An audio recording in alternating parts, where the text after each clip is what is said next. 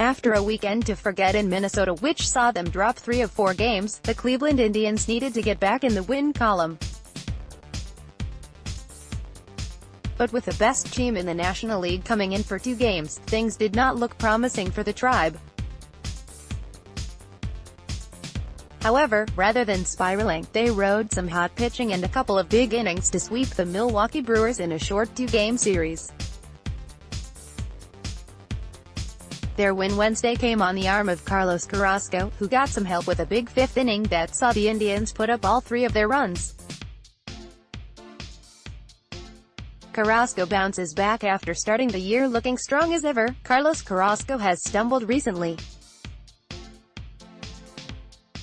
In his last 2 outings he gave up a combined 11 runs in just 9.2 innings of work.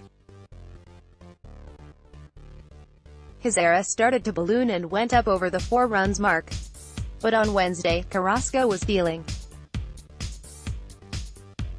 He went 7 innings, giving up just 1 run and 1 walk while fanning 10. Carrasco got a swing and a miss out of a batter 20 times in the win. This kind of outing is what Carrasco is capable of.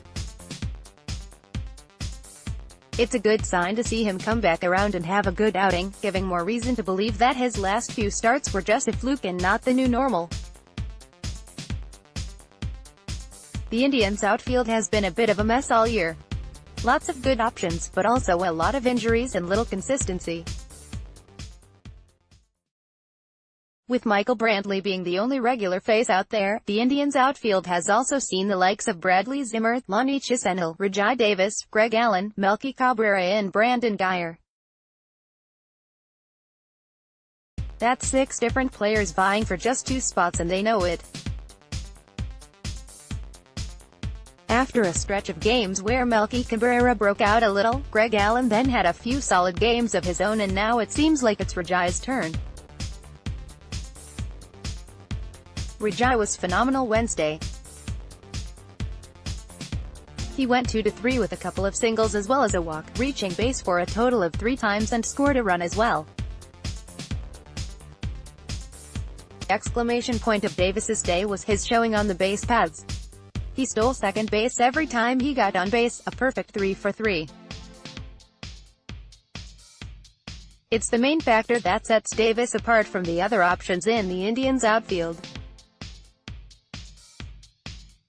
He's their biggest base-running threat, and if he can keep hitting like he did Wednesday, he'll be one of the best options of the bunch.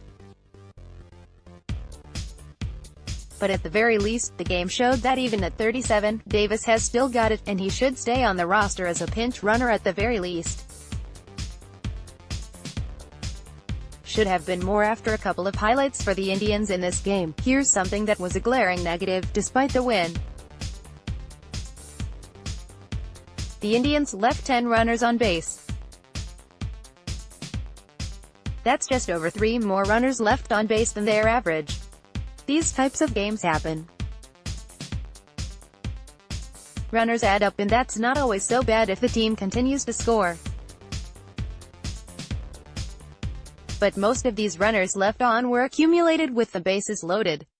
In the 5th, the Indians had a big inning. They got all 3 of their runs that inning, but they should have gotten more. After Yonder Alonso walked home the 3rd run of the game for the Tribe, the bases stayed loaded with just 1 out for Jason Kipnis and Ian Gomes. And they both struck out. That's just unacceptable. Those are the big situations where you want to see something out of your guys because it only gets bigger in October. Yes, they had already scored 3 runs, yes, they still won the game, and yes, it's still early June. But I'm not saying Kipnis needed to hit a grand slam or Gomes needed to double, but at least one of them needed to put the ball in play somehow. That's the exact situation, especially with 1 out, where you need to have your batter put the ball in play, force the defense to make the right play and give your team a shot, because 2 strikeouts in a row to end the inning isn't moving anyone around the base paths.